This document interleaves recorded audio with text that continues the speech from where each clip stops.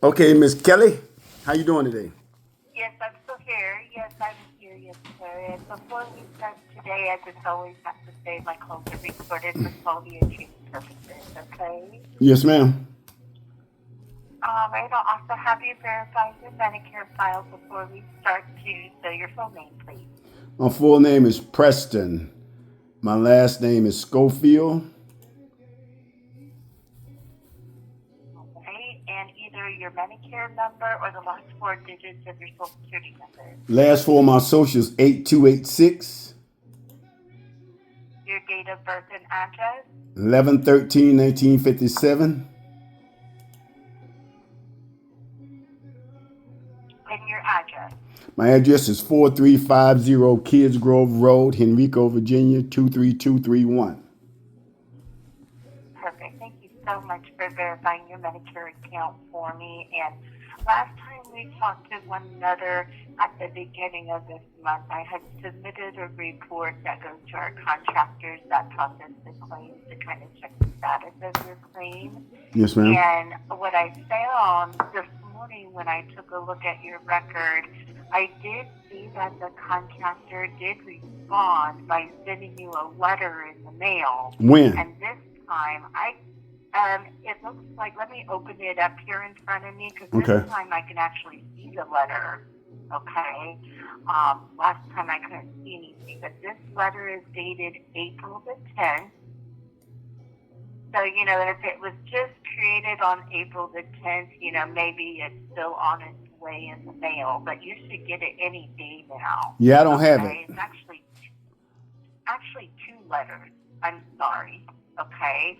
They're both from Palmetto, and I can see one of the letters is in direct response to my report because it starts off by going like, this letter is response to a telephone inquiry that we received from Medicare Right. on April 2nd. And April 2nd was the date that I submitted it, so I can tell it's in response to my request. The letter is very specific about the claim and what it actually needed.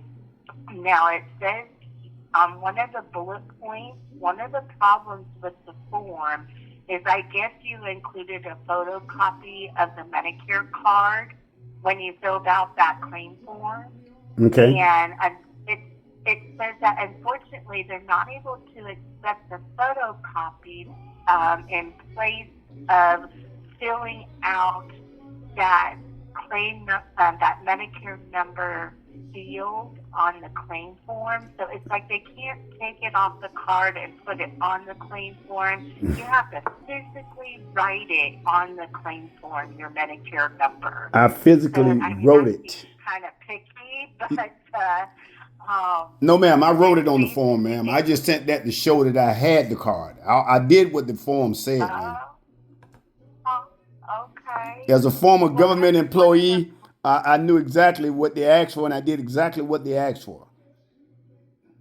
Okay, well, this is a new letter, and whenever they send a letter like this, I'm going to need to have you respond to it, even if you might have taken these steps before. I'm so sorry. We're going to need to have you respond, and then what I'm going to do is I'm going to schedule another follow-up call with you.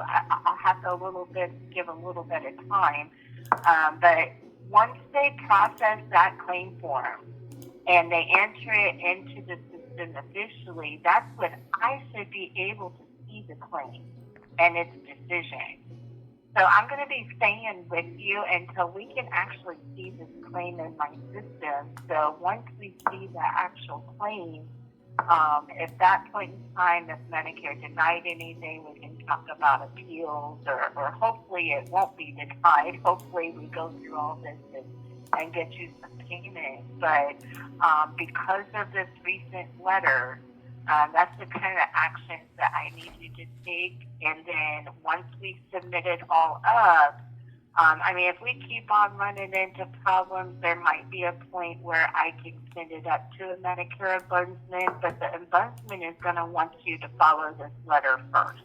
First of all, Miss Kelly, I have no problem as a 68-year-old black male. I have no problem with filling out whatever they're telling me. I have not received the letter we are talking about. So what you're seeing, I don't see. If it was done on April the 10th, today is April 25th, 2 weeks later. I have yet to receive a letter. Is it possible I can have that emailed to me for chain of custody like we do in the military?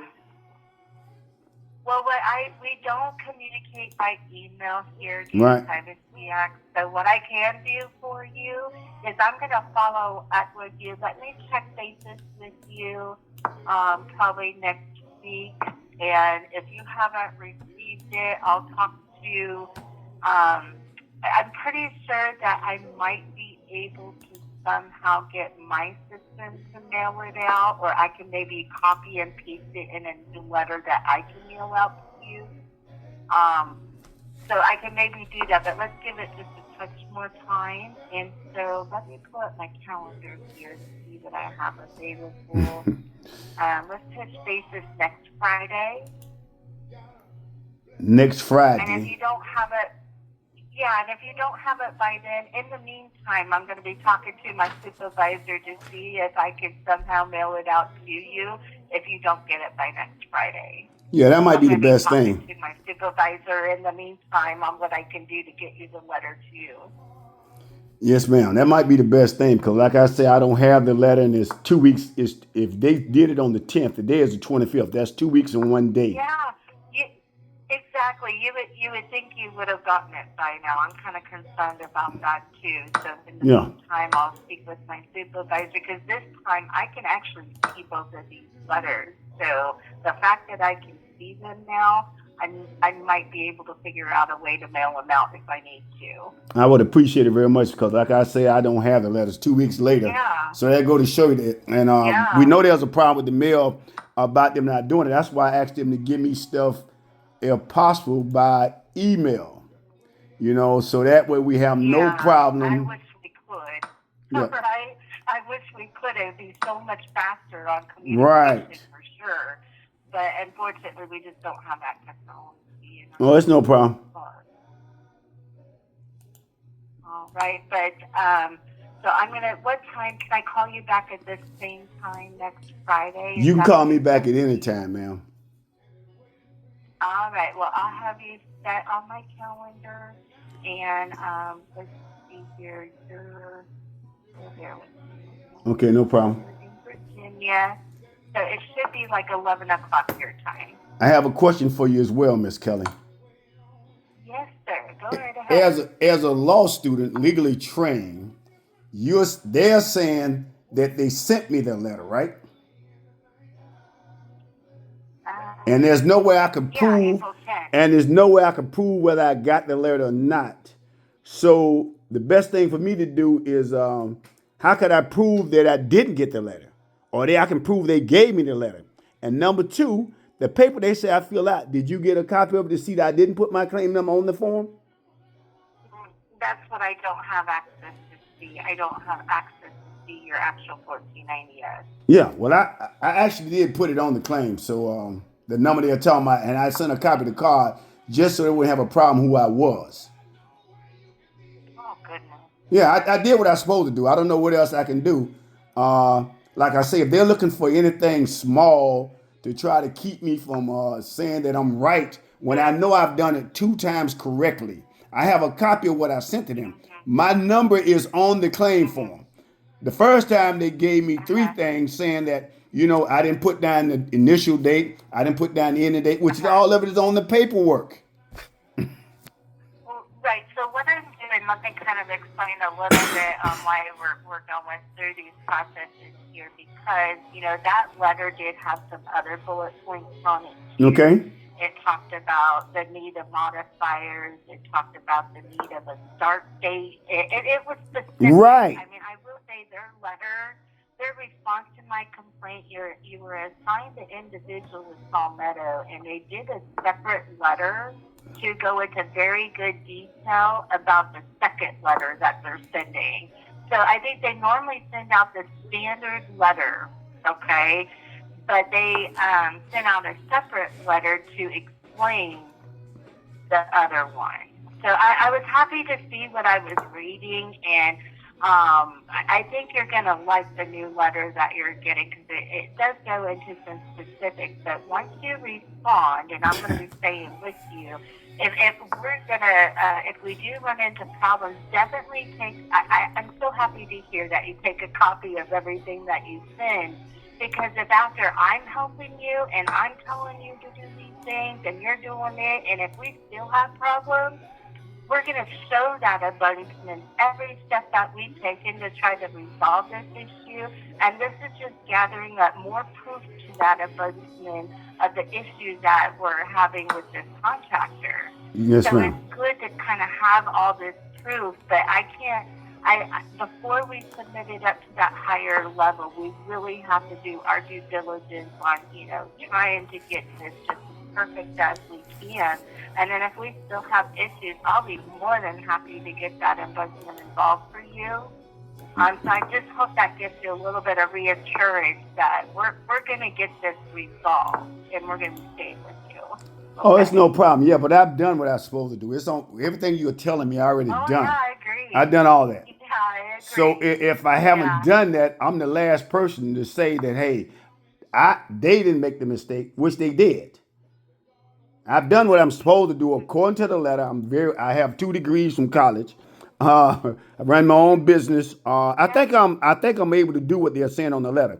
And what they're saying in Right. Right. redundancy is basically a form letter that they generate by a computer. Someone is not really looking at the form, because if they looked at the form, everything you're asking me for the third time, I've Right. already done 2 times And, previously.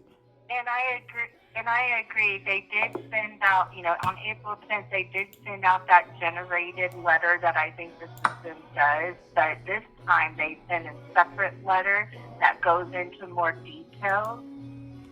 So I think that's what I'm wanting you to receive.